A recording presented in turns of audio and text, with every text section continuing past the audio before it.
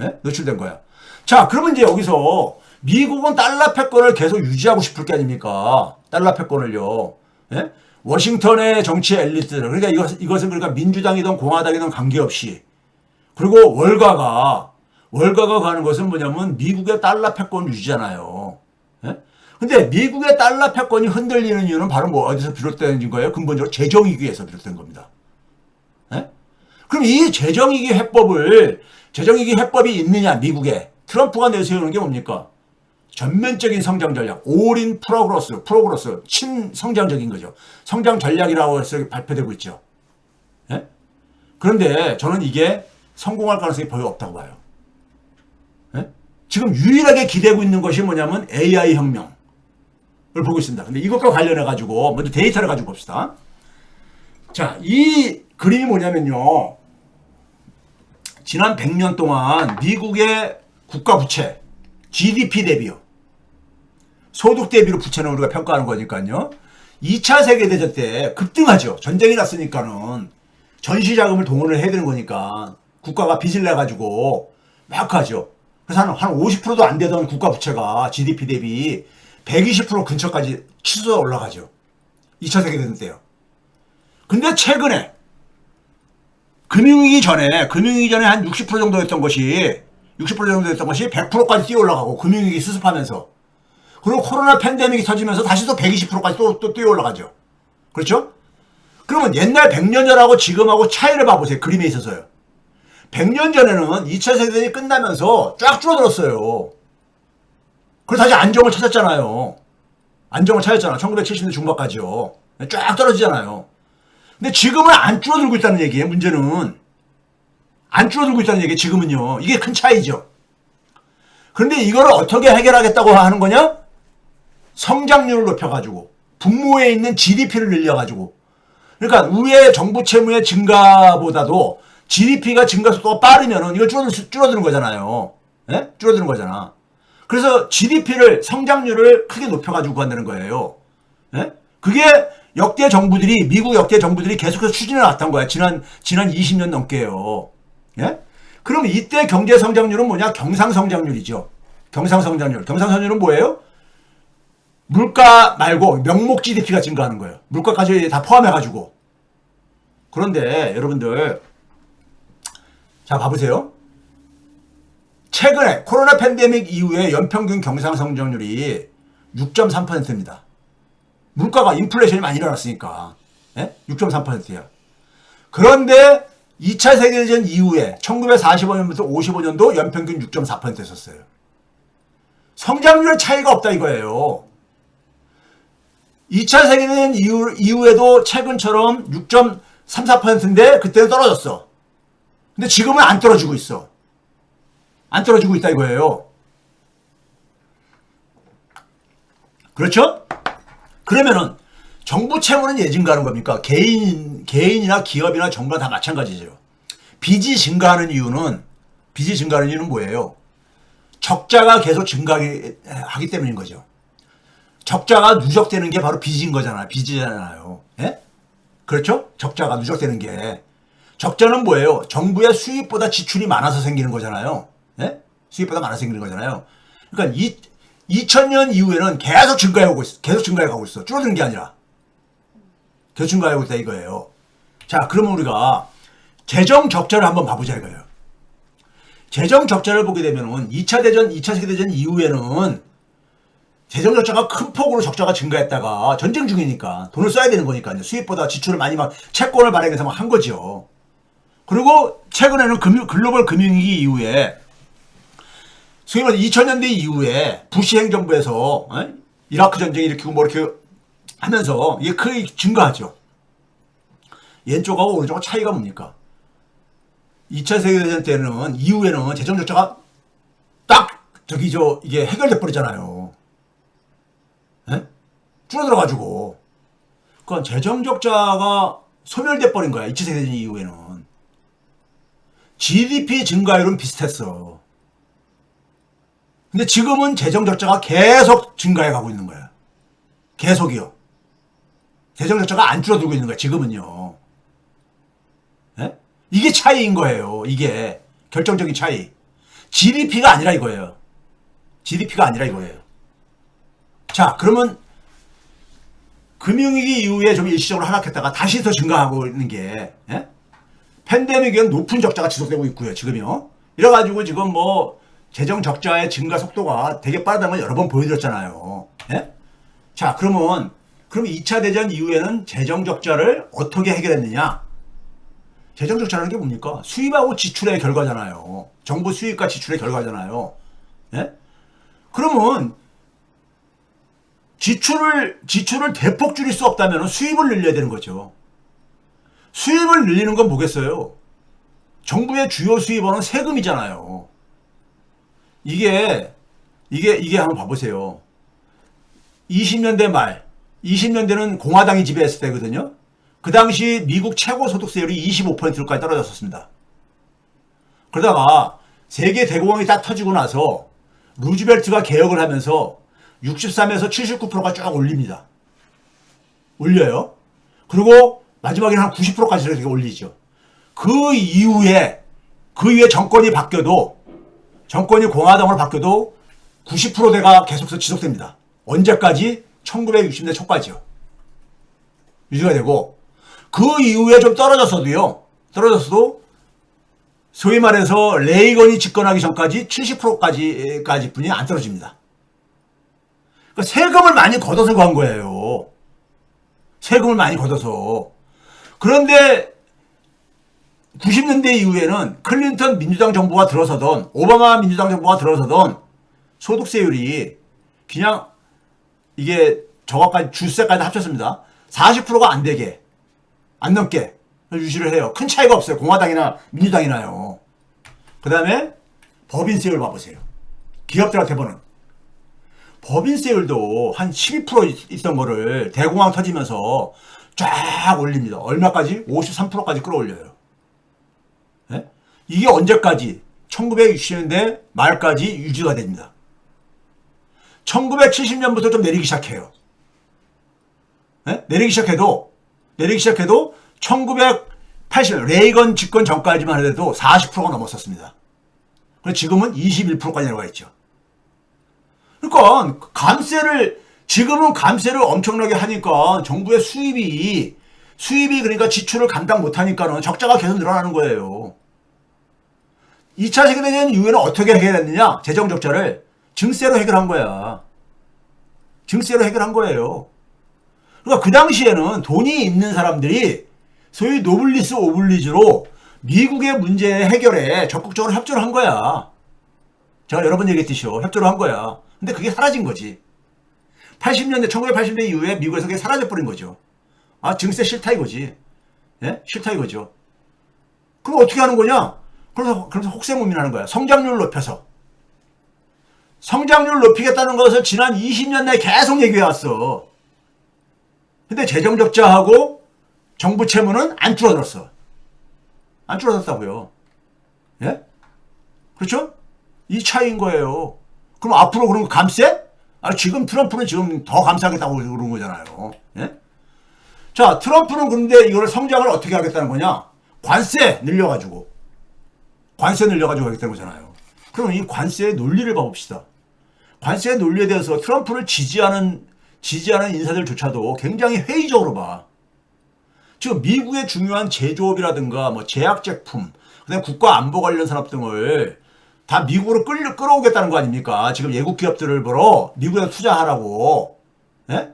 근데 이렇게 한다고 해서 얼마나 미국에다가 이걸 구축할 수 있느냐는 거고, 그 다음에 뭐냐면 관세가 계속 지속돼야지만이 이게 이제 일로 미국에 투자할 게 아닙니까? 트럼프 임기 끝나고 나서도 계속해서. 트럼프 정권 끝나면은 못하러 거기 가서 가겠어요. 거기다가 미국 기업들은 지난 수십 년 이상 동안 낮은 관세에 익숙해져 있어요. 근데 이 높은 관세로 미국 기업들이 이게 언제까지 견딜 수 있냐 이거예요. 이걸로 인해서 지금 어떤 현상이 나오고 있냐? 내가 얘기하는 게 아니에요. 친 트럼프에 있었던 월가 인사라는 얘기야. 제조업 부활 실패하고 있다 이거예요. 제조업의 일자리가 계속 감소하고 있다 이거예요. 그래서 인플레를 자극하고 있다 이거예요. 거기다 오랫동안 좋은 무역 관계를 해왔던 게 이게 붕괴되고 있다 이거야. 거기다가 관세 피해를 적게 보기 위해서 미국의 산업들이 로비를 한다 이거야, 트럼프한테. 그래서 새로운 정경 유착이, 정실주의가 만연하고 있다 이거야. 미국 내에요. 그 다음에 이제 불법 이민 통제, 이걸로 인해 가지고 미국 사회의 혐오감을 해소하는 일정 정도 효과는 봤을지 모르겠지만은, 이걸 가지고 저기 해결했었던 저임금 노동력 공급, 네? 3D 업종에 주로 종사했던 이게 갑자기 없어져 버린 거예요. 그러니까 물가 상승으로 연결되지요. 거기다가 뭐냐면은 실리콘밸리에는 주로 그러니까는 이민자들이 채웠는데 이 우수인재 확보가 어려워지고 있다 이거야. 예? 이들이 주로 뭐냐면은 AI 스타트업 분야에서 일자리 창출하는 주역들이었었는데, 예? 그런 점에서 트럼프의 정책은 굉장히 자해적이다 이거입니다. 이거 가지고 성장률을 굉장히 높여? 지금 미국은 왜 지금 이렇게 초조하냐? 20세기 때는요, 미국은 그러니까는 자기한테 도전하는 국가들하고 격차가 굉장히 컸어요. 그 엄청난 격차를 그러니까 지금 유지하기가 힘든 거야. 그게 불가능해진 상황 속에서 초조하다 보니까 이런 그러니까는 자해적인 조치들이 나오는 거야. 시대착오적인 조치들이요. 문제는 그러다 보니까는 그러면은 미국의 재정위기가 해결? 어렵다는 거죠. 자, 미국 트럼프 집권한 이후에 지난 1년 동안에 작년 1월 달부터 12월 달까지 제조업 절대 일자리가 1276만 개에서 1269만 개로, 제조업 일자리가 차지하는 비중도 8.02%에서 7.9%, 계속 다 줄어들고 있잖아요. 제조업 르네상스를 만들겠다고 막 큰 소리 쳤지만은 결과는 예? 어떠냐 이거예요. 거기다가 시진핑도 강한 위안화 만들겠다고 하고, 미국은 강달러를 원하고, 예? 이게 정면 충돌하는 거예요 지금요. 정면 충돌하는 거라고요. 그렇죠? 그럼 이게 이제 그러니까는 월가에는 굉장히 중대한 위협이죠. 예? 그러니까 월가는 지금 케빈 워시를 임명해가지고 소위 말해서 강달러를, 그래서 미국의 자산 가치를 유지하는 게 지금 지상 목표인 거예요. 지상 목표. 그런데 한번 봐보세요. 2023년 이후에 화폐 가치 안정에서 누가 승리했는가 봐보세요.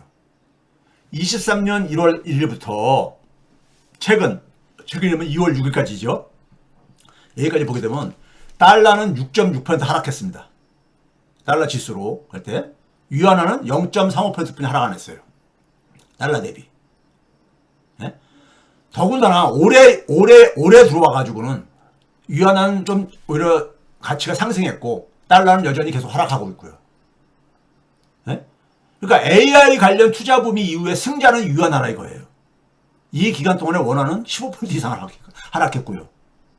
네? 자, 그러니까 누가 강한 통화를 만드는 데 속에서 2023년 이후가 굉장히 중요하다고 제가 그랬잖아요. 지금 중요한 변화가 생기고 있잖아요. 예? 자, 근데 여러분들 여기 속에서 상당히 우리가 주목할 만한 변화를 한번 봐보세요. 이게 작년 10월 29일부터 지난주 마감할 때까지 2월 6일 때까지 S&P 500의 주가 흐름입니다. 맨 마지막 날 반등을 했잖아요. 맨 마지막. 그래서 우리도 월요일 날 굉장히 지금 코스피가 다시 반등할 걸 기대들 하고 있잖아요. 지금요. 그렇죠? 그런데도 봐보세요. 작년 10월 29일 날 6,890.6이었어요. 근데 지금 올해 이제 이게 반등을 하기 전에 저기 정점을 찍었던 게 저게 2월 2일 날 6,932에서 지난 저기 2월 6일 날 마감을 했어요. 마감을 했다고. 봐보세요. 많이 올랐습니까? 예? 거의 옆으로 횡보하고 있잖아. 지난 3개월 동안에요. 그렇죠? 자, 그런데 나스닥 100, AI 관련 기업들이 밀집되어 있는 나스닥 100을 제가 많이 2023년 이후에 많이 주목을 하고 그랬잖아요. 같은 기간 동안 나스닥 100을 봐보세요. 나스닥 100. 작년 10월 29일 날 26,100 한 20 정도 됐었어요. 근데 지난 2월 6일 날 마감을 25,076 정도로 마감을 했습니다. 하락했잖아. 하락했잖아요. 그러니까 서학개미들이 작년 이때 많이들 들어가신 분들이 있어, 미국으로. 근데 별로 재미를 못 보고 있을 거야, 아마. 그러니까요. 미국 주식으로. 예? 재미를 못 보고 있을 거라고. 특히 ETF 투자하신 분들 같은 경우들은요. 그렇죠? 자, 상징하는 게 23년 이후에 상징 기업이 엔비디아잖아요. 같은 기간에 엔비디아 흐름을 봐보세요. 엔비디아 흐름을 보자고요. 작년에 10월 29일 날 207달러까지 올라갔었습니다. 207달러까지요. 그렇죠? 그러다가 2월 6일 날 마감을 185달러로 마감을 했어요. 그렇죠? 그러니까 엔비디아도 맥을 못 추고 있잖아요. 3분기 굉장히 서프라이즈 실적이 나왔음에도 불구하고 그렇잖아요. 예? 그렇죠? 근데 금 가격 봐보세요. 같은 기간에 10월 29일 날 4,000달러가 채 안 됐었습니다. 4,000달러가요. 그런데 이게 5,355달러 정도까지 근처까지 올라갔었죠. 네? 그러다가 케빈 워시 지명하면서 한 12% 이상 장중 기준으로 폭락을 했었죠. 근데 지금 한 5,000달러 근처까지 다시 회복이 되고 있죠. 그러니까 여전히 작년 10월 29일에 비하면은 1,000달러 정도가 올라간 거야. 금은요. 금이 승리지. 금이 승리한 거죠. 예? 금이 승리한 거죠. 그래서 이거를 여러분들이 보기 위해서는 S&P 500, 나스닥 100, 금, 엔비디아를 작년 10월 29일을 100으로 놨을 때 어느 정도 지금 변화율이 어느 정도인가를 비교하기 위한 겁니다. 비교하기인데 엔비디아가 가장 성적이 나쁘죠. 89.6. 그러니까 지금 무슨 얘기예요? 10% 이상 하락한 거야. 10% 이상 하락한 거고, 그 다음에 나스닥 100이 4% 하락한 거고, 그 다음에 S&P 500은 0.6% 올라간 겁니다. 아까 지금 보이는 게 0.6%. 그렇죠? 그런데 금은 이런 식으로 폭락을 했어도 2월 6일날 마감 기준으로 해가지고 한 25% 올랐잖아요. 지난 3개월 동안에. 누가 승자예요? 금이잖아요. 그러니까 지난 3개월 이상 동안에 미국 주요 자산의 매력이 상실되어 가고 있는 거죠. 주요 자산이요. 그렇죠? 그럼 투자자들 입장 속에서는 지금 미국의 대표 자산들이 이렇게 맥을 못 추고 있다 이거예요. 예? 이렇게 맥을 못 추고 있는 상황 속에서 어떻게 하겠습니까요? 자본에 대한 재구성을 할 수밖에 없죠. 예? 재구성을 할 수밖에 없잖아요. 그렇죠? 자, 그러면 여기서 봐보세요. 이걸 기간으로 한번 나눠서 한번 봐봤어요. 2002년부터 24년까지는요, 주식, 장기채, 단기채, 전체 증권, 예국인들이 미국 증권 보유액, 그러니까 예국인들이 그러니까 월가에 그러니까 투입하는 돈에, 돈의 이 변화를 좀 추적을 한 겁니다. 추적을 한 거예요. 그럼 2002년부터 24년까지를 보게 되면 한 9% 이상씩 그러니까 연평균으로 증가했던 거예요. 2000년대 한 20년 이상 동안에요. 그리고 고금리 이전 2002년부터 21년까지는 한 10% 넘어섰었어. 왜? 돈을 막 뿌리면 막 가면서요. 그리고 그 당시까지는 주로 뭐가 제일 많이 올랐냐? 주식이 가장 많이 올랐죠. 주식이. 2002년부터 2021년, 소위 말해서 2022년부터 고금리 체제로 전환을 하고 러시아 우크라이나 전쟁이 이제 터지잖아요. 22년 2월 24일이에요. 주식이 그러니까 당연히 채권보다도 수익률이 월등히 높았죠. 그리고 단기채보단 장기채 돈이 많이 물린 거야.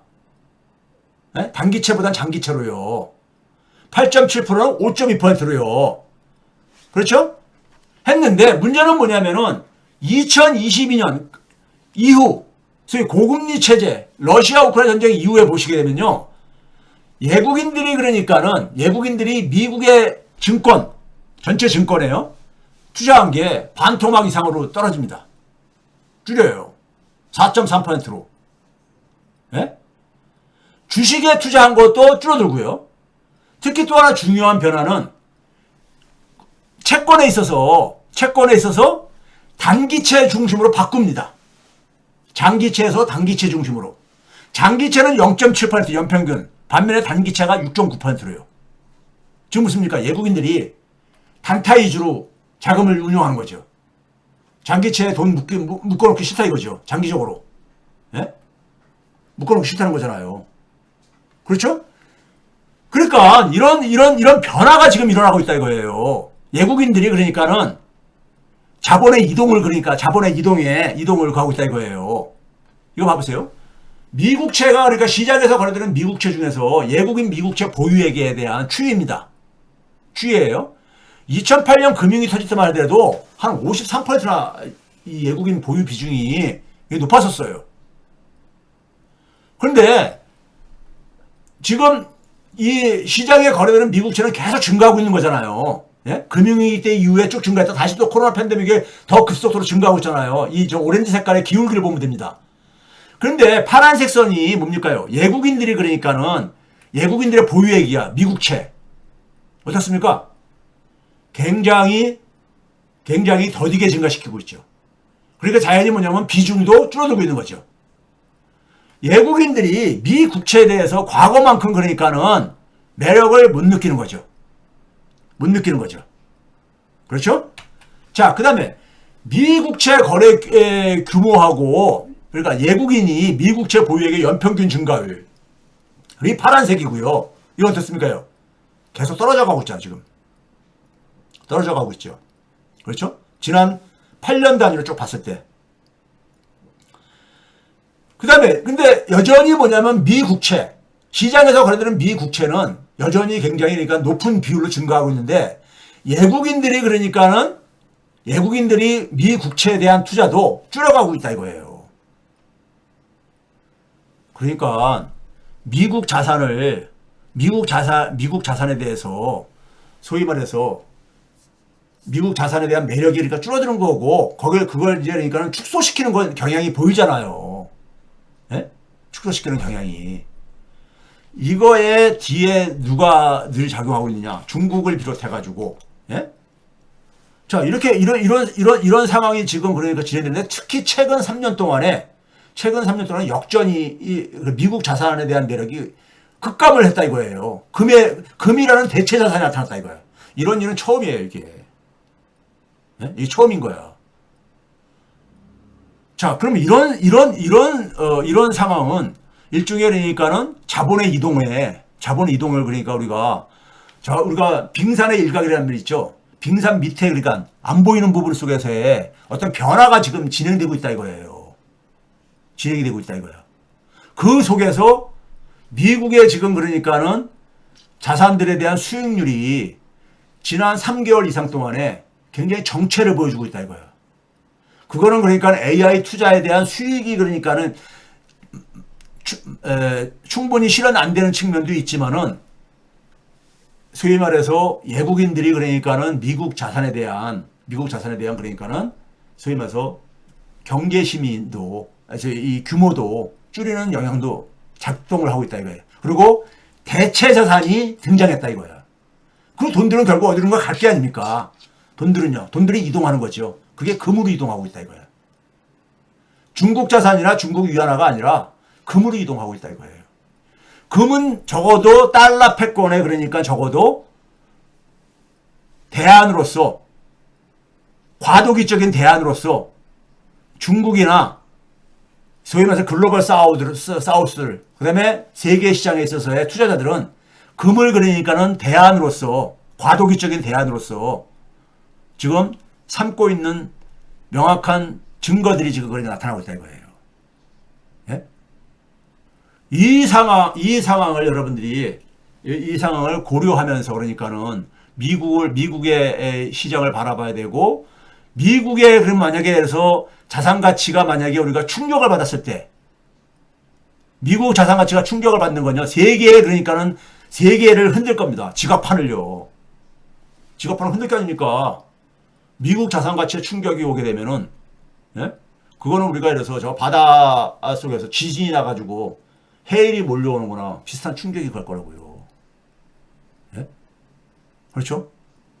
이게 수치로 확인되지는 지금 최근에 지금 변화 양상인데 여러분들은 그러니까 우리가 이런 지금 우리가 시대를 지금 살아가고 있는 것이고요. 예? 살아가고 있는데 참 그 상황 속에서 우리가 우리의 화폐 주권을 지키고 하는 것이 얼마나 지금 중요한 것을 다시 한번 예? 지금 보여주고 있는 거죠.